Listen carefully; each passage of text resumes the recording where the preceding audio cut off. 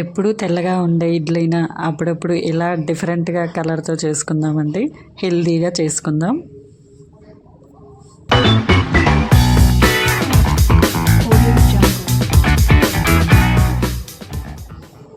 Hi అండి అందరికీ. ఈరోజు మనం రాగి ఇడ్లీ చేసుకోవడానికి ఎలా బ్యాటర్ ప్రిపేర్ చేయాలో తెలుసుకుందామండి.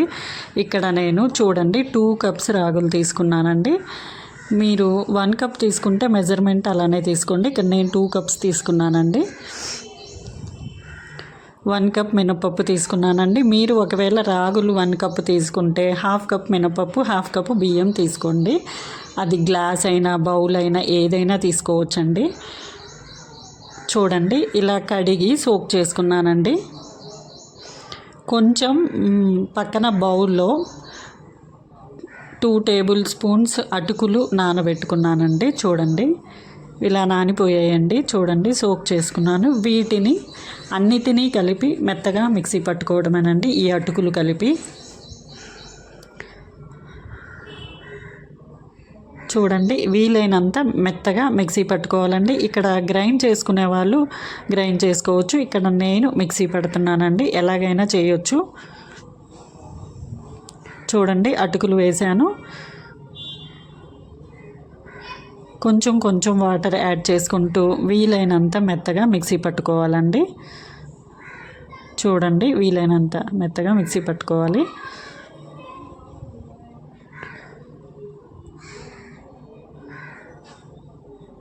ఇది ఇలా పట్టుకొని నైట్ బయటనే ఉంచాలండి. ఫ్రిడ్జ్లో పెట్టకూడదు.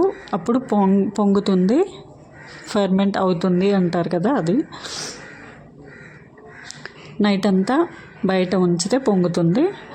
ఇది పొంగక ముందు చేస్తే మాత్రం ఇడ్లీ బాగోదండి. చూడండి ఇలా పొంగిపోయింది. చూడండి హాఫ్గా ఉన్నది ఇలా నిండుగా పైకి వచ్చింది. చూడండి ఎలా ఉందో, బాగా పొంగిందండి. ఒకవేళ మీరు చల్లటి ప్రదేశాల్లో ఉండి ఇలా ఫర్మెంట్ అవ్వదు అనుకున్నప్పుడు ఈ బౌల్ని మూత పెట్టి ఒక గిన్నె కింద బోర్లిచ్చడమో లేకపోతే ఒక ఉలెన్ క్లాత్ దీనికి కప్పడం అలా చేయడం వల్ల వేడిగా ఉండడం వల్ల పిండి పొంగుతుందండి. మనం ఆ బౌల్కి వేడిని ఇస్తే సరిపోతుంది. అంటే ఒక క్లాత్ అలా పెట్టడం కానీ. తర్వాత నేను ఉప్పు కలిపి ఇడ్లీలో వేసానండి. చూడండి ఇడ్లీ అయితే చాలా బాగా వచ్చాయండి.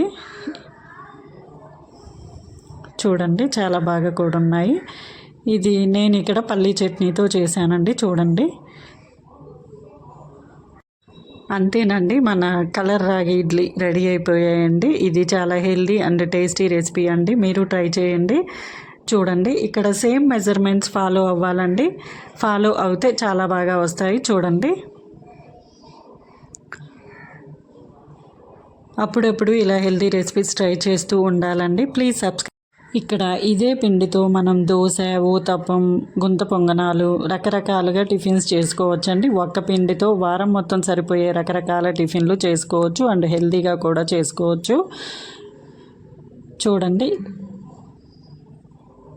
హెల్దీ టిఫిన్స్ అండి. Please subscribe my channel.